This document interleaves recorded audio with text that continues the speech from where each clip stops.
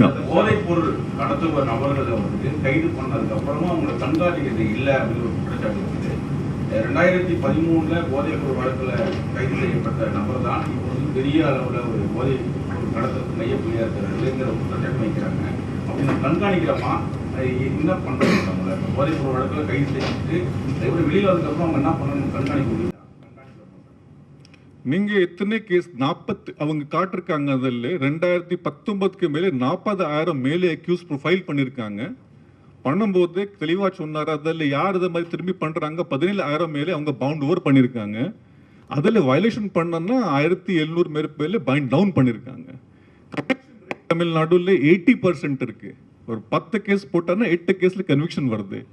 ஒரு கேஸ் வச்சுட்டு இதை பொதுவான சொல்ல முடியாது. நீங்க 2013 ஒரு கேஸ் மட்டும் காட்டிட்டு சொல்ல முடியாது. நம்ம ஸ்டாட்டிஸ்டிக்ஸ் பாருங்க, கண்காணிப்பு டெஃபினட்டா இருக்கு. நான் காட்டிருக்கோம் உங்களுக்கு எப்படி ஒரு கேஸ் போடுறோம். ரெண்டாவது ப்ரொஃபைலிங் படியே குண்டாஸ் டிடென்ஷன் பாருங்க. 3 வருஷத்தில் 1501 குண்டா டிடென்ஷன் இருக்கு. ஸோ ஒரு கேஸ் வச்சுட்டே சொல்ல முடியாது நீங்க. ரெண்டாவது ஒரு கேஸ் சொல்லும் போது பார்க்கணும் எத்தனை கேசஸ் இருக்கு. 2013 போட்ட கேஸ் 17 அக்விட்டல் ஆயிடுச்சு. ஸோ இத்தனை கேஸ் இருக்கு ஒரு ஆர் மேலே எவ்வளோ நம்ம கண்காணிப்புன்னு தான் பார்க்கணும். மூணாவது தமிழ்நாடுல இருக்கிற கேசஸ் தான் நம்ம பார்ப்போம், வெளியே போறதே பார்க்க மாட்டோம். அது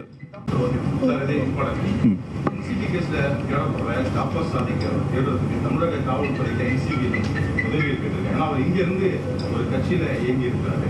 அவருடைய நெட்வொர்க் இங்கே நிறைய இருக்கு அப்படின்னு சொல்லிட்டு என்சிபியோட விசாரணை இதுதான் போயிட்டு இருக்கு. தமிழக காவல்துறையுடைய ரோல் இது என்ன சார்? முன்கூட்டியே இவர் வந்து ஏற்கனவே வழக்குகள்ல தொடர்புடைய நபர் அப்படின்னு சொல்லிட்டு ஒரு டேட்டா சொல்லி அது முன்கூட்டியே இதில் வந்து நம்முடைய உளவுத்துறை இவர் குறித்து கணிக்க தவறிவிட்டதா? எதுவும் தகவல் கொடுக்கப்பட்டு அது தவறப்பட்டு?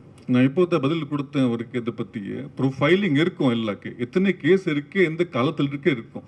ப்ரொஃபைலிங் படிதான் நம்ம அத்தனை பேர் கணக்கு போட்டிருக்கோம். 40,000 மேலே கணக்கு போட்டிருக்கோம். ஸோ ஒரு கேஸ் வச்சுட்டு நீங்க அதை சொல்ல முடியாது. முதல்ல ஃபர்ஸ்ட்.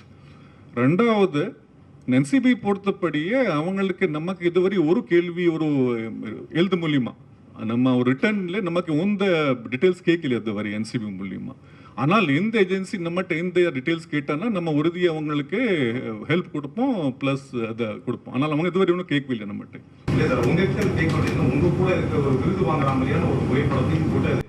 அது ஒரு பர்சனல் இஷ்யூ. பட் நீங்க கேட்டனால நான் எக்ஸ்பிளைன் பண்றேன். தேவையில்லையானால் நான் இதை எக்ஸ்பிளைன் பண்ண விரும்பலையா, நான் கேட்டனால எக்ஸ்பிளைன் பண்றேன்.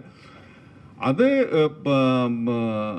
நம்ம ஒரு சிசிடிவிஸ் இனாகரேஷன் பண்றோம். சிசிடிவிஸ் பொதுவான நம்ம பப்ளிக் கோஆபரேஷன்ல எதுக்கான பப்ளிக் போலீஸ் பார்ட்னர்ஷிப்ல நிறைய இனாகரேட் பண்ணுவோம். அந்த ஃபங்க்ஷன்ல 15 ஸ்பான்சர் இருந்திருக்காங்க. 15 ஸ்பான்சர்ல ஸ்டேட் பேங்க் ஆஃப் இந்தியா இருந்திருக்காங்க. அவர் ஒரு ஸ்பான்சரை வந்திருக்காரு. வந்துட்டு 10 சிசிடிவி ஸ்பான்சர் பண்ணியிருக்காரு அவர் அந்த ஏரியா ஆள்னால. ஆனால் தெரிஞ்சதுக்கு அப்புறம் நம்ம இப்போ ஏதோ வெளியே தகவல் வந்ததுக்கு அப்புறம் அந்த சிசிடிவி 10 எடுத்துட்டு திரும்பி கொடுத்துட்டோம். அதை நம்ம ரிப்ளேஸ் பண்ணி நம்ம சிசிடிவி போட்டிருக்கோம். ஸோ அதை நம்ம விருந்து கொடுத்த மாதிரி கிடையாது. அவங்களுக்கு நம்ம பொதுவான யார் ஸ்பான்சர் பண்றாங்க ஒரு மொமெண்டோ கொடுப்போம் as a token of appreciation. அதை அவர் கொடுத்துருக்கோம். அது தவறானதா அந்த நம்ம கொடுக்கூடாது. அதை நம்ம அதை சரியான சொல்லலையா. அதில் சம்பந்தப்பட்ட மாதிரி ஒரு முன்கூட்டி மாதிரி எதுவும் கிடையாது. 10 சிசிடிவி தான் அதோட மாதட்டும் நம்ம. சார் கிட்டத்தட்ட 2,000 கோடி ரூபாய்க்கான ட்ரக்ஸ்ன்னு சொல்றாங்களே சார், அது எல்லாமே சென்னைக்கு இப்போ வர இருந்ததா? அதுதான் தடுக்கப்பட்டிருக்கா? அதே மாதிரி வந்து போதைப் பொருள் தடுப்பு பிரிவுன்னு சொல்றாங்க. இதே மாதிரி ரெகுலரா வந்துட்டு இருந்துச்சு அப்படின்றதையும் அவங்க தரப்பு போலீசாரே சொல்றாங்க. யார் சொல்றாங்க? என்சிபியா? என்சிபி பிரஸ் ரிலீஸ்ல அவங்க ஒரு பொதுவான குறிப்பு வேல்யூ கொடுத்துருக்காங்க. சீஸ் பண்ணுற கெமிக்கல் சூடோஎஃபிட்ரின். முதல்ல ஒரு தெளிவாக சொல்லலாம். நான் இந்த இன்வெஸ்டிகேஷன் பற்றி என்ன ஒன்றும் சொல்லலையே. நான் பொதுவான விஷயம் சொல்கிறேன். ஒரு அந்த இன்வெஸ்டிகேஷன் பற்றி நமக்கு வந்து தகவல் இல்லையா, நம்ம உனக்கு அவங்க நம்ம அனுப்பல வரை. பட் பொதுவான விஷயம் சொல்கிறேன். ப்ரெஸ் ரிலீஸ் படி அந்த கெமிக்கல் சூடோஎஃபிட்ரின்னா, சூடோஎஃபிட்ரின் ஒரு கெமிக்கல் ப்ரீகர்சர் கெமிக்கல் சொல்லுவாங்க. அந்த கெமிக்கலோட விலை மார்க்கெட் விலை 4,500 6,000 rupees per kg தான் மார்க்கெட் விலை.